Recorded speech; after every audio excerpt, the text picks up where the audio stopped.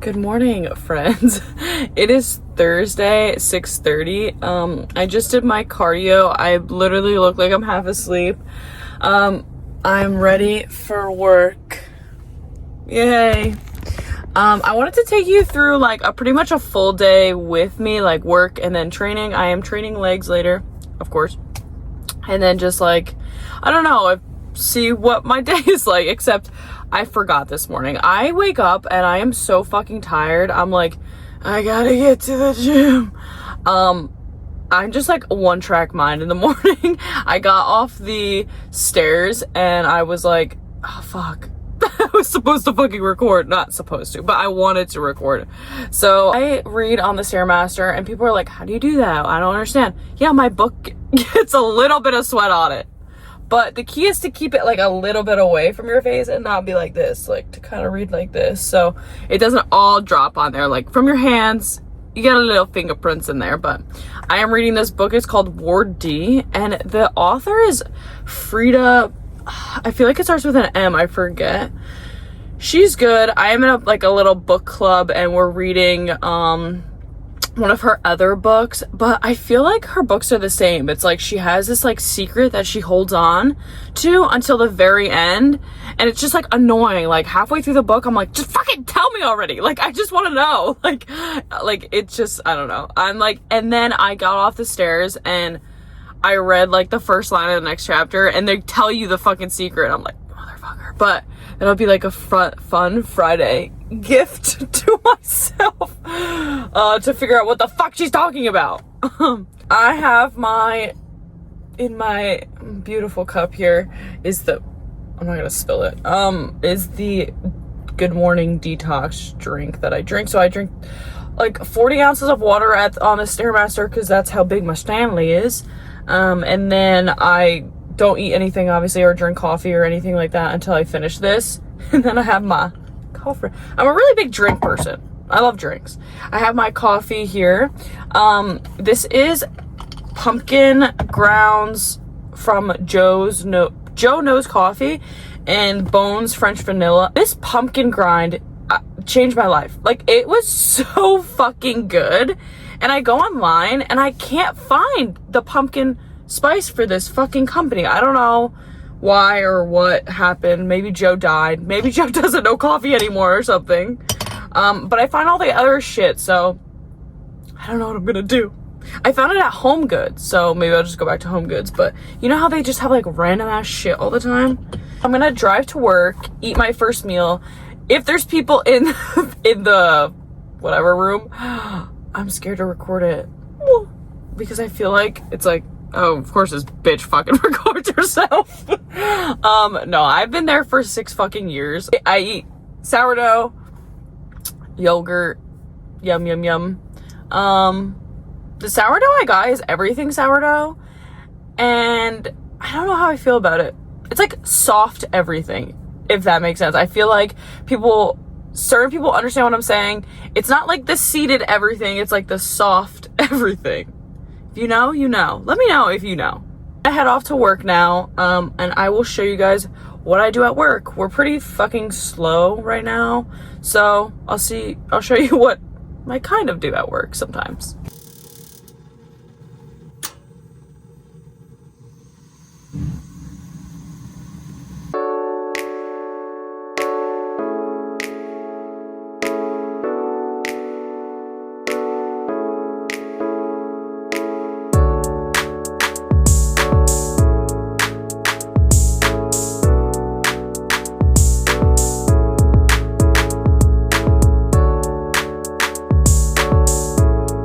Alright, so I just finished our first call. It was a steam boiler maintenance.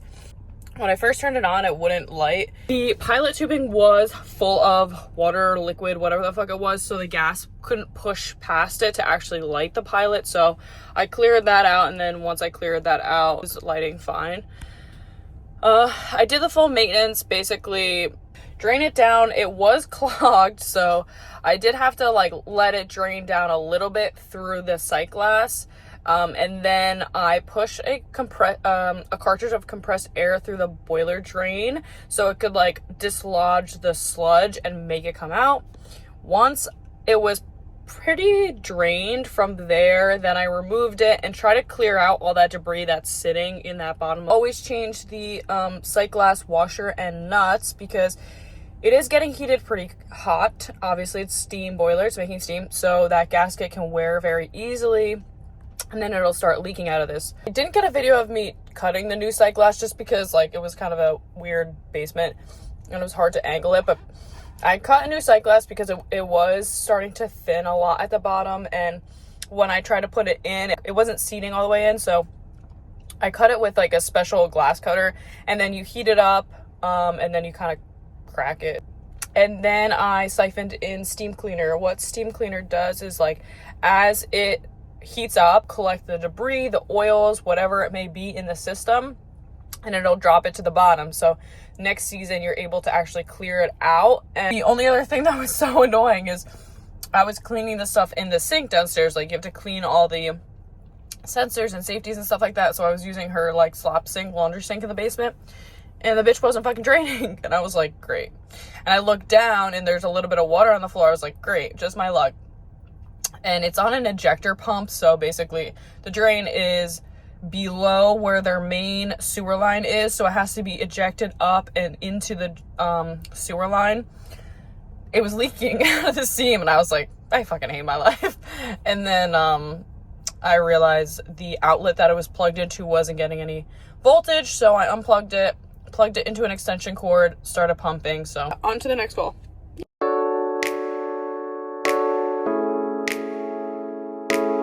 Alright, it's actually really hard for me to fucking record today because I feel like the customers are right there. And also, like, when I'm trying to work, I need both my hands, so it's like, how do I show you guys this? But, just did a water boiler maintenance, which is mad simple. Exercise the valves. It was like when people don't, like, move them around, they just seize, and then you have a leak, and then you have to cut out way more than you need to, or drain down way more than you need to. So I was just, like, move them a bunch of times, and then, clean the burners, check the gas pressure, clean the igniter, check the vent damper, make sure there's no rust or corrosion, make sure the pressure is good in the boiler. It should stay generally, like, of these kind of boilers, below 20 psi. Anything like above that, you could start to run into issues. It's rated for 30 psi max, but really what you want is like 15, 12. Any lower, a lot of the times you hear like a lot of air in the lines. Any higher, you run into like potentially not enough room for expansion. I also have eaten again, and I just scarfed on my food. Like I'm so bad at fucking recording what I do or taking pictures of what I do. I don't know what is wrong with me, but it just feels like I like do something, I'm like, oh fuck, oops. So I ate my beef and pickles. Ooh, so good. Love it. And I did obviously eat my yogurt this morning with bread, sourdough bread. So yeah, I'm gonna eat another meal in about an hour. So it'd be like 1, so that they're about like 3 hours apart each. I do fine with digesting that. Well, I don't know if I mentioned it last time, but he did add that 6th meal in a couple weeks ago. There's been no real changes to the plan the past 2-3 weeks, I think. It's just working, so there's no need to change what is working. If it ain't broke, don't fix it. I'm never getting out of this fucking street. Now I'm going to a school to figure out why one room is not getting hot or cold, basically no airflow.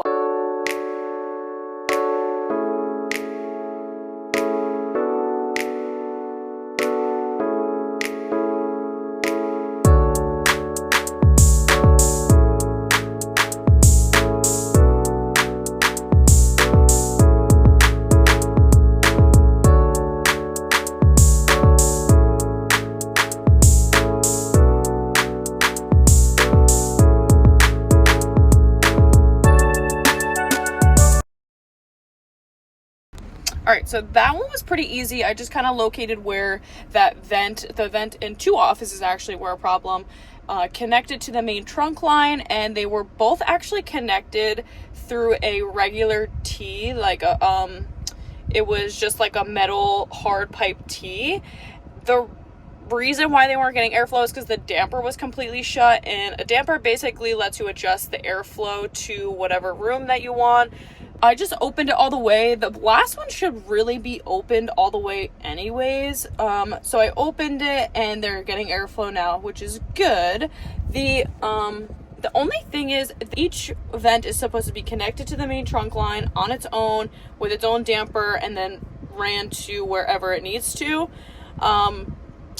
This one was connected by a metal T, and that can cause some issues if not done properly, and it was not done properly. So you're really supposed to make the initial like before the T, you're supposed to make it double. Let's just say, okay, so you have two 8-inch supplies. If you're gonna put it on a T, first you should put a TY, and then you should make before the T 16, so they each get evenly distributed volume. When you're going from like an 8-inch, then you T into an 8-inch, you're really making that volume in there 4 inches. Airflow is always going to flow to the path of least resistance. That's pretty much the standard theory in the trade that I do, whether it's electricity, water, air, everything wants to go to the path of least resistance. So when you have a T, it creates like a resistance stronger than a TY, which is like sloped.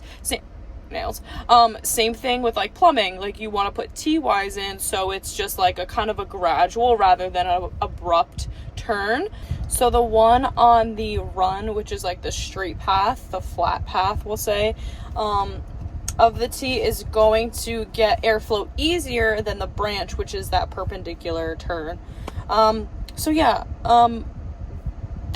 we could like take that T out, do them separately, and put a damper on each of them, but it's getting good airflow now. I mean, I was talking to the I'll say like the building administrator. He was like, you know, they can kind of deal with it. It's not that big of a deal, but it is working, and he verified that, you know, it's much better than it was before. I always like to get a personal opinion of like who's been experiencing it, if it's better, just so I know, because, you know, I can feel it beforehand, but they've been sitting in it and dealing with it for a while. I'd rather the customer be like, you know what, I wish there was more, or I wish something was different, and then I can adjust from there, rather than just being like, oh, do this, and just like quoting them thousands of dollars to fix something that isn't necessary.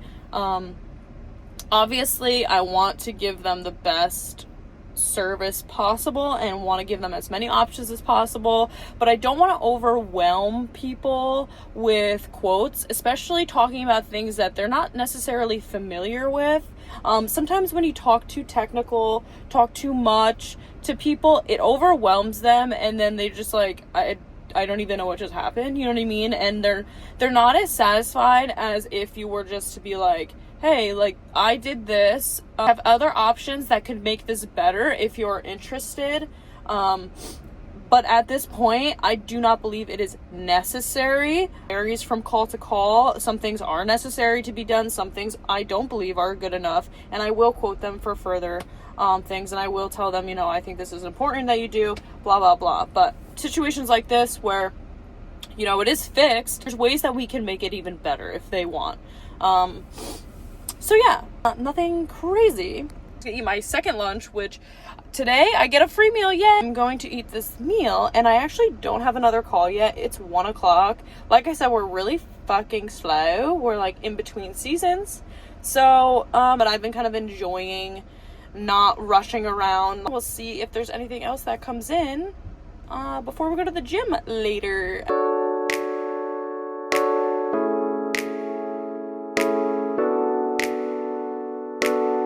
Alright, so that one was really annoying. It didn't have any service in the basement. The unit is a year old. I took some technical data down, some readings. I didn't see anything crazy. It was going off on an error 11, which is no ignition.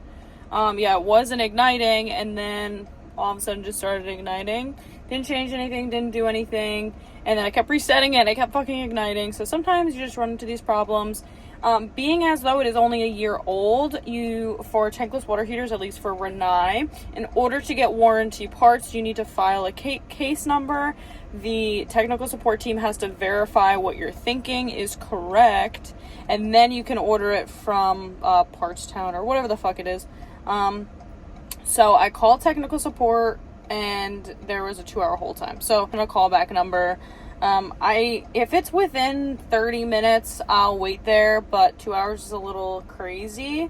So what I'll do is probably schedule a time to go back out there, where it's earlier, like before noon, and then I can, likely get into tech support a little bit quicker than the afternoon, and some where I have more chunk of time, sit there and wait for 2 hours and then further diagnose with them. Sometimes they will accept the information that I give them, sometimes they will not. So I guess I just have to wait and see, and then if anything, we'll go back. I believe it's the combustion fan, only because the DC voltage between black and white and black and yellow weren't reading within spec. But again, has to be verified. Even if I see an issue 100% and I know it, it has to be verified through warranty, unfortunately. So she has 2 other ones. It's a pretty large house, so it's not like she doesn't have any hot water whatsoever. If she only had one, I would wait there for 2 hours, and then just move around my schedule or whatever. Seeing as though she has more than enough hot water to get her through whatever time they call me back, and then returning if I need to, then she'll be okay. Is pretty much it.